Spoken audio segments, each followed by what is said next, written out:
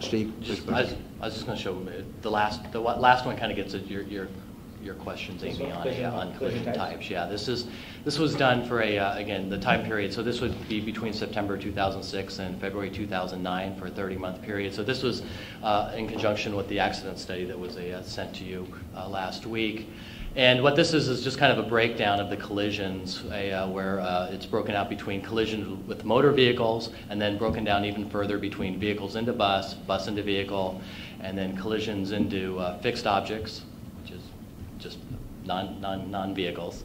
And then a number of mirror strikes. These are just where the mirrors actually get striked of one reason or another. And then collisions with the pedestrians and collisions with bicyclists. And this is either collision. And you can see that the majority of the types of accidents are actually collisions with vehicles, where there's 48% of the collisions between this time period were in with motor vehicles. And again, on the right-hand column too is the preventable, where it gets into whether or not when it goes through the accident review process, whether it was determined it was preventable from the operator's point of view.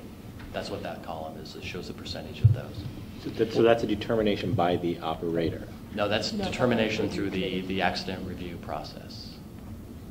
Love to have a discussion of that. I mean, we were talking about this 2 weeks ago, that those of us who teach safety will teach that every single crash is preventable. And that's how you operate a vehicle, whether it's a bicycle or a bus or a car. So one might say that those numbers should be 100% preventable. So how that's determined, I'd be very curious, because if that becomes an indicator of performance, it's important for me to know how you're determining that. Well, I think in TriMet's case, I think what they're talking about is what they deem to be preventable by an action of the driver. You can correct me if I'm wrong, but I believe that's I understand that. Steve, so is this data reported in any sort of like annual report format where you get a consistent time period and consistent reporting on performance measures that managers can see and track performance? I'm not aware. No, not that I know. Not unless the safety department has done something. But I just provided some information that was asked for this meeting. Steve, do you know the extent to which this kind of data, if not this specific data, is used in driver training? Greg and Shirley maybe could comment on that. In the training process, do prospective drivers or even those being updated in their training see this kind of data as part of what they're part of what they're being exposed to, so to be properly sensitive to safety and so forth? If that makes sense to you. Check with training. When they train you, do they show you this kind of stuff? Yes, in a number of various different training programs, we've used accident data.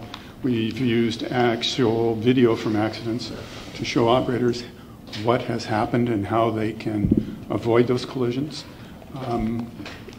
We've done that a number of times with very positive response from the operators. Okay. Another question for Steve. Steve, can you disaggregate this information that you were showing, like for bus, fixed service bus, into particular bus lines? Oh yes, definitely. Yeah. There's.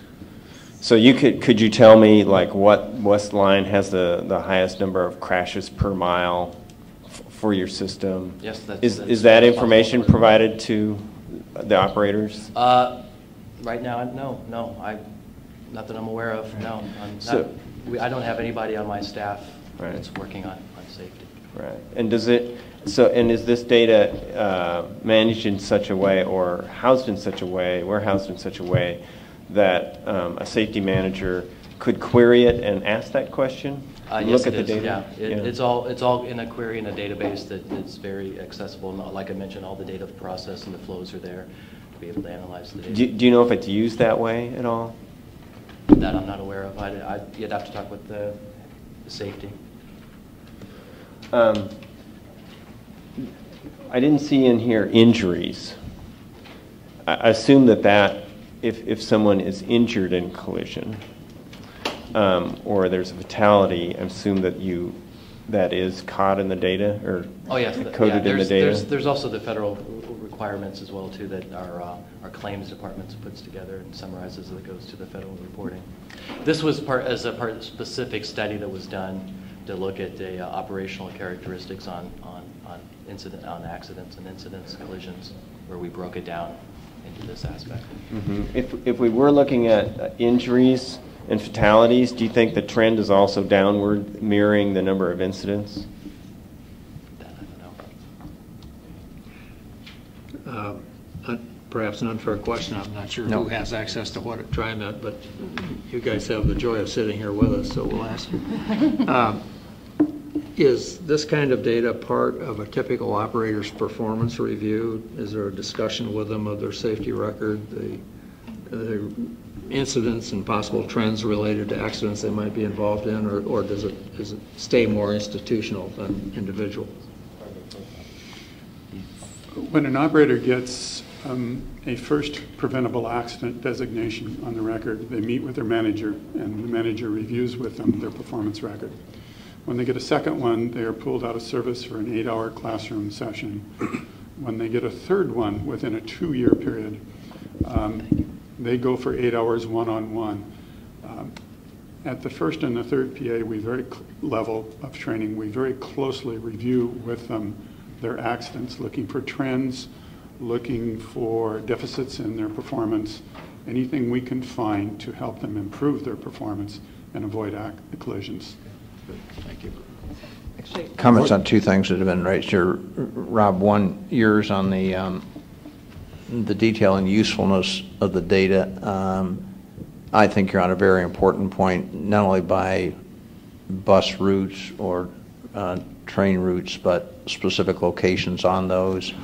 I can't think of anything more valuable to an operator than to know that 13th and Sandy, I'm making that up, 13th and Sandy just has an abnormally high level of incidents, tells everybody greater caution.